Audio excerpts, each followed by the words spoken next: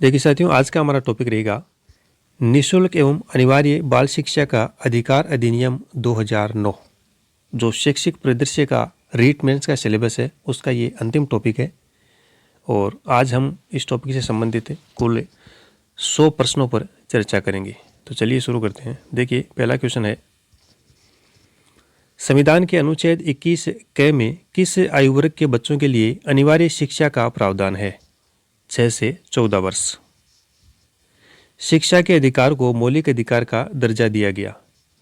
86वें संविधान संशोधन अधिनियम 2002 द्वारा शिक्षा का जो अधिकार, इसको मौलिक अधिकार का दर्जा 86वें संविधान संशोधन अधिनियम में 2002 के द्वारा दिया गया। फिर देखिए, निःशुल्क एवं अनिवार्य बाल शिक्षा का अधिकार अधिनियम 2009 किन कक्षाओं के लिए लागू किया गया है? तो कक्षा 1 से 8 तक। आयु वर्ग क्या है? 6 से 14 वर्ष। नेक्स्ट है, निःशुल्क एवं अनिवार्य बाल शिक्षा का अधिकार अधिनियम 2009 किन बच्चों के लिए समावेशी शिक्षा का प्रावधान करता है? 6 से 14 वर्ष। निःशुल्क एवं अनिवार्य बाल शिक्षा का अधिकार अधिनियम 2009 निःशक्त बच्चों के निःशुल्क शिक्षा के अधिकारों को सुनिश्चित करता है। 6 से 14 वर्ष। यहाँ पे निःशक्त बच्चों की बात हो रही है। जो विशेष कैटेगरी के बच्चे हैं उनके बारे में पूछा गया है। अगर सामान्य बच्चों के बारे में पूछे तब आयु वर्ग है 6 से 14 वर्ष और निःशक्त बच्चों के लिए 6 से 18 वर्ष। नेक्स्ट आगे देखिए, निःशुल्क एवं अनिवार्य बाल शिक्षा का अधिकार अधिनियम 2009 के क्रियान्वयन पर वहित राशि का केंद्र राज्य अनुपात क्या है? 60-40 और इसका उल्लेख किया गया है अध्याय 3 की धारा संख्या 7 में।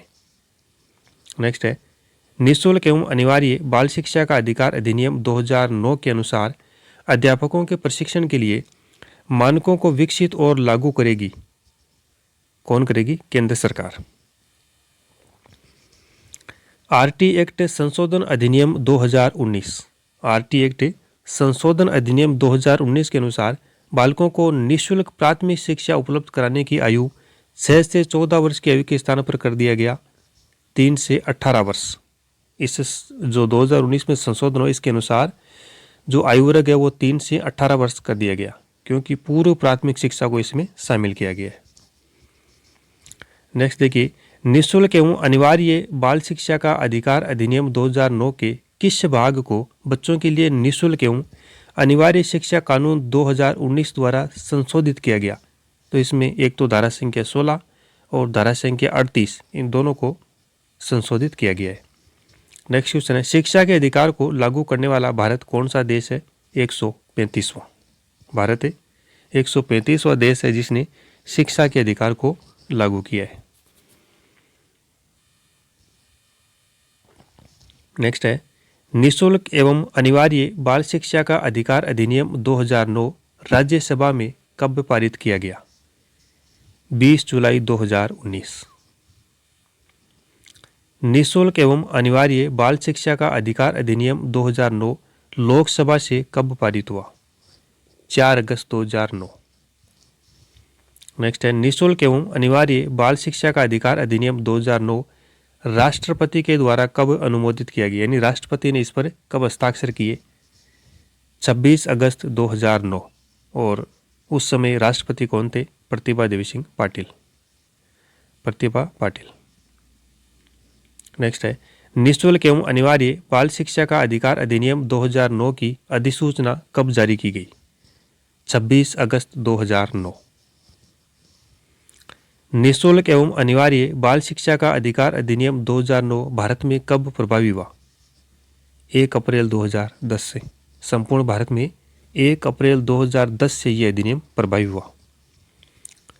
निःशुल्क एवं अनिवार्य बाल शिक्षा का अधिकार अधिनियम 2009 राजस्थान में कब से प्रभावी हुआ? 1 अप्रैल 2011 से। नेक्स्ट है, निःशुल्क एवं अनिवार्य बाल शिक्षा का अधिकार अधिनियम जम्मू कश्मीर में कब लागू हुआ? जम्मू कश्मीर राज्य में यह कब से लागू हुआ? 5 अगस्त 2019 से, जब यहाँ से धारा संख्या 317 हटी थी। उसके बाद में जम्मू कश्मीर में आरटी 2009 लागू हुआ 5 अगस्त 2019। नेक्स्ट है, आरटी 2009 में कुल कितने अध्याय है? 7 अध्याय। आरटीई 2009 में कुल कितनी धाराएं हैं? 38 धाराएं और एक अनुसूची। आरटीई 2009 का सबसे बड़ा अध्याय कौन सा है? अध्याय संख्या 4, जिसमें 12 से 28 तक धाराएं हैं। अध्याय संख्या 4 सबसे बड़ा है, जिसमें 12 से 28 तक धाराएं शामिल है। नेक्स्ट आगे देखिए, आरटीई 2009 में सबसे छोटा अध्याय कौन सा है? अध्याय 1, जिसमें धारा संख्या 1 व 2 शामिल है। फिर नेक्स्ट देखिए, आरटीई 2009 के किस अध्याय में प्रारंभिक शिक्षा, बालक, अनुवीक्षण प्रक्रिया आदि शब्दावली का उल्लेख किया गया है? तो यह है अध्याय 1, जिसकी धारा संख्या 2 में प्रारंभिक शिक्षा, बालक, अनुवीक्षण प्रक्रिया, असुविधाग्रस्त जो समूह, इन सभी शब्दावलियों का उल्लेख किया गया है और इनकी परिभाषा दी गई है। नेक्स्ट है, निःशुल्क एवं अनिवार्य शिक्षा का अधिकार अधिनियम 2009 में निःशुल्क जो शब्द है, इससे क्या तात्पर्य है? बालक के प्रारंभिक शिक्षा पूर्ण करने तक किसी भी प्रकार की फीस या शुल्क नहीं लिया जाएगा। नेक्स्ट क्वेश्चन है, आरटीई 2009 के अध्याय 2 का संबंध है निःशुल्क एवं अनिवार्य शिक्षा का अधिकार से। अध्याय संख्या जो 2 है, इसमें किस चीज़ का उल्लेख है? निःशुल्क एवं अनिवार्य शिक्षा का अधिकार। निःशुल्क एवं अनिवार्य बाल शिक्षा का अधिकार अधिनियम 2009 में अनिवार्य शब्द का अर्थ है उचित सरकारें 6 से 14 वर्ष के बालकों के दाखिले, उपस्थिति एवं शिक्षा की पूर्णता को सुनिश्चित करेगी। उचित सरकारें 6 से 14 वर्ष के बालकों के दाखिले, उपस्थिति और शिक्षा की पूर्णता को सुनिश्चित करेगी।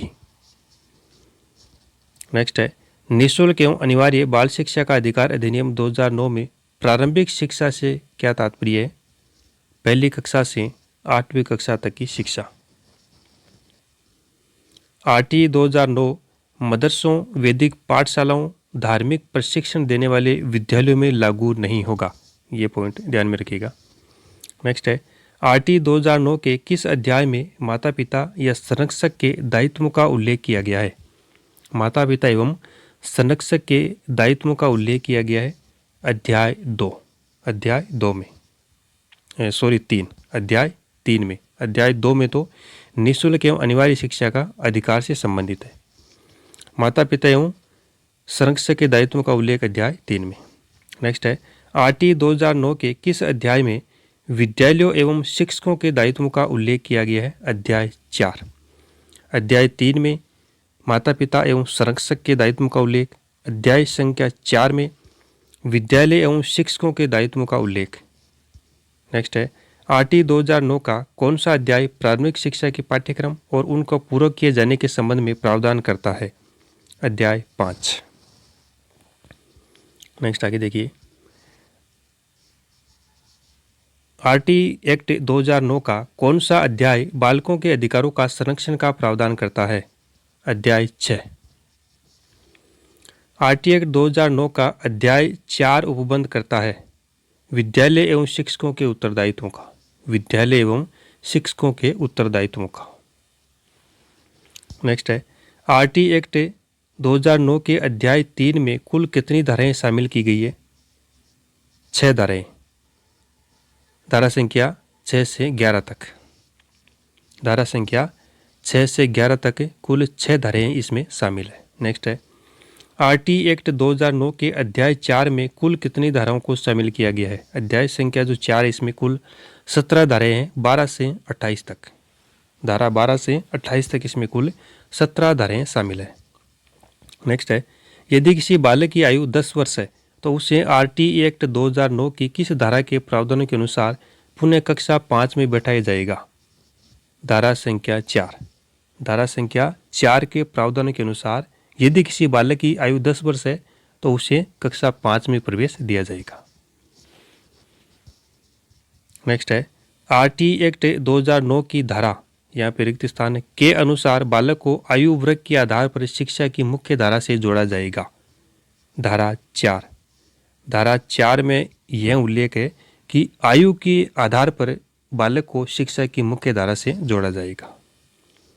नेक्स्ट है, आरटीई एक्ट 2009 की किस धारा में यह प्रावधान किया गया है कि प्रत्येक 1 किलोमीटर से 1.5 किलोमीटर के दायरे में प्राथमिक विद्यालय तथा 2 से 2.5 किलोमीटर के दायरे में उच्च प्राथमिक विद्यालय खोला जाएगा।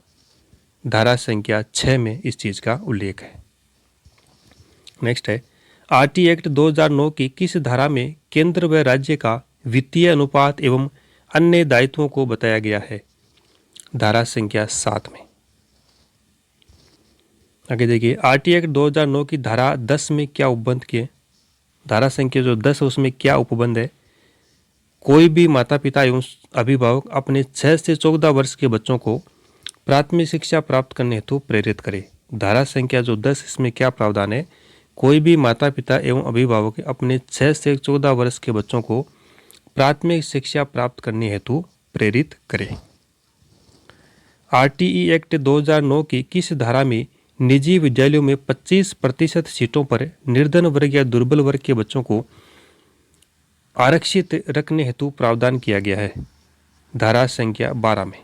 धारा संख्या जो 12 इसमें निजी विद्यालयों में 25% सीटें दुर्बल वर्ग के बच्चों हेतु आरक्षित की गई है। नेक्स्ट आगे देखिए,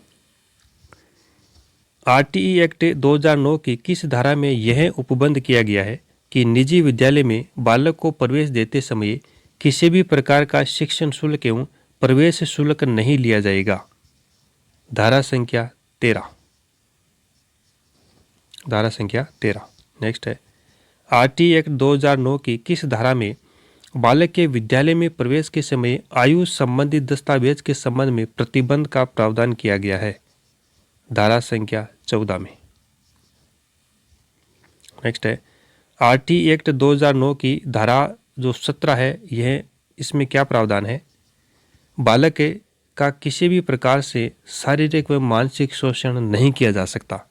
धारा संख्या जो 17 इसमें क्या लिखा है कि बालक का आप किसी भी प्रकार से चाहे वो शारीरिक हो या मानसिक हो शोषण नहीं कर सकते, किसी भी प्रकार का दंड नहीं दे सकते। नेक्स्ट है, आरटीई एक्ट 2009 की किस धारा में विद्यालय स्थापित करने संबंधी मान्यता प्रमाण पत्र, विद्यालय स्थापित करने संबंधी मान्यता प्रमाण पत्र के बारे में उपबंध है? धारा संख्या 18 में।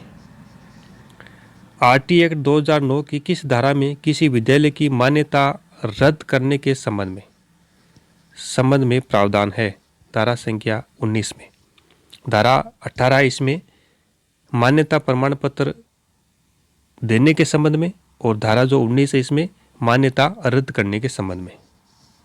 नेक्स्ट है, आरटीई एक्ट 2009 के किस धारा में विद्यालय प्रबंधन समिति यानी एसएमसी का उल्लेख किया गया है? धारा 21 में। धारा 21 में विद्यालय प्रबंधन समिति का उल्लेख किया गया है। आरटीई एक्ट 2009 की किस धारा में विद्यालय विकास योजना यानी संस्थागत नियोजन के संबंध में प्रावधान है? धारा 22 में। धारा 22 में। नेक्स्ट देखिए, आरटीई 2009 की धारा संख्या जो 23 है इसमें क्या प्रावधान है? शिक्षकों की योग्यता एवं अयोग्यता के संबंध में, शिक्षकों की योग्यता एवं अयोग्यता के संबंध में जो प्रावधान है वो धारा संख्या 23 में है। नेक्स्ट है, आरटीई 2009 की धारा 24 से प्रावधान करती है शिक्षकों के दायित्वों का। देखिए दोनों में फर्क है। धारा संख्या जो 24 है ये शिक्षकों की जो योग्यता व अयोग्यता के संबंध में उपबंध करती है और धारा जो 24 है इसमें शिक्षकों के दायित्वों का उल्लेख है, तो दोनों में ध्यान रखिएगा। नेक्स्ट है, आरटीई 2009 की अधिसूचना के बाद संविधान के कौन से अनुच्छेद प्रभावित हुए? अनुच्छेद 21, 45 और 50। अनुच्छेद 21, 45 और 50 से आरटीई 2009 की अधिसूचना के बाद प्रभावित हुए। नेक्स्ट आगे देखिए, आरटीई 2009 की किस धारा में छात्र शिक्षक अनुपात का उल्लेख किया गया है? धारा संख्या 25 में। धारा 25 में छात्र शिक्षक अनुपात का उल्लेख किया गया है। प्राथमिक विद्यालय में छात्र संख्या 200 से अधिक होने पर छात्र शिक्षक अनुपात होगा 40:1। प्राथमिक विद्यालय में कितने छात्रों की संख्या पर एक प्रधानाध्यापक की नियुक्ति अनिवार्य है? 150 से ऊपर जब छात्र संख्या हो जाए तो एक प्रधानाध्यापक की नियुक्ति की जाएगी। नेक्स्ट है, आरटी 2009 की किस धारा में यह प्रावधान किया गया है कि किसी भी विद्यालय में 10% से अधिक शिक्षकों के पद रिक्त नहीं होने चाहिए? तो यह प्रावधान है धारा 26 में। आरटीई 2009 की कौन सी धारा अध्यापकों को गैर शैक्षणिक कार्यों से मुक्त रखती है? गैर शैक्षणिक कार्यों से मुक्त रखती है धारा संख्या 27। इसमें देखिए, जनगणना, निर्वाचन कार्य और राष्ट्रीय आपदा, इन 3 कार्यों के अलावा अध्यापक को किसी भी गैर शैक्षणिक कार्य में नहीं लगाया जा सकता, और इस चीज़ का उल्लेख है धारा 27 में। नेक्स्ट है, आरटी 2009 की धारा संख्या जो 28 है, इसमें क्या प्रावधान किया गया है? शिक्षकों के निजी शिक्षण, प्राइवेट ट्यूशन पर प्रतिबंध। धारा संख्या जो 28 में प्रावधान है कि कोई भी शिक्षक निजी शिक्षण या प्राइवेट ट्यूशन नहीं कराएगा। नेक्स्ट है, आरटीई 2009 की किस धारा में यह प्रावधान है कि प्राथमिक शिक्षा को पूर्ण करने तक किसी भी प्रकार की बोर्ड परीक्षाओं का आयोजन नहीं किया जाएगा? तो धारा संख्या 30 में, धारा जो 30 इसमें यह प्रावधान है कि प्राथमिक शिक्षा पूर्ण करने तक किसी भी प्रकार की बोर्ड परीक्षाओं का आयोजन नहीं किया जाएगा। नेक्स्ट है, आरटीई 2009 की किस धारा में बाल अधिकार के हनन के संबंध में, बाल अधिकार के हनन के संबंध में शिकायत की प्राप्ति का उल्लेख किया गया है? धारा 31।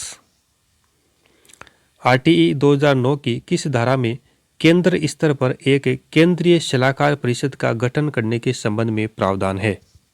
धारा 33।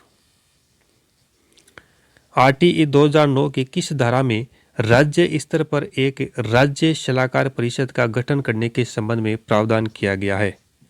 धारा 34। धारा 33 में केंद्रीय सलाहकार परिषद का गठन, और धारा संख्या जो 34 है इसमें राज्य सलाहकार परिषद का गठन। फिर आगे देखिए शायद ये वीडियो थोड़ा बड़ा हो रहा है और प्रश्न है 100, तो ऐसा करते हैं बाकी जो प्रश्न हम नेक्स्ट वीडियो में अभी प्रश्न इसमें जो बाकी प्रश्न बचे इनको हम जो नेक्स्ट वीडियो इसमें कवर करेंगे। देखिए, कुछ हमारे साथियों के मैसेज आ रहे थे कि आरटी 2009 और 2011 है, इसकी धाराओं में कंफ्यूज होते हैं, इनकी धाराओं में कंफ्यूज होते हैं। तो इस चीज़ का मैंने समाधान करने का प्रयास किया है। कंपैरिजन आरटी एक्ट 2009 एंड 2011, देखिए इसमें जो प्रमुख अध्याय है इनसे संबंधित दोनों के अलग अलग लिखे हैं मैंने, और आगे देखिए ये धाराएं हैं, मेन जो उपबंध है उनसे संबंधित आरटी 2009 की कौन सी धारा है, आरटी 2011 की कौन सी धारा है, इनको बिल्कुल कंपैरिजन करने का प्रयास किया गया है, जिसको हम अगले वीडियो में बेहतरीन ढंग से समझेंगे। तो आज के लिए इतना ही, धन्यवाद।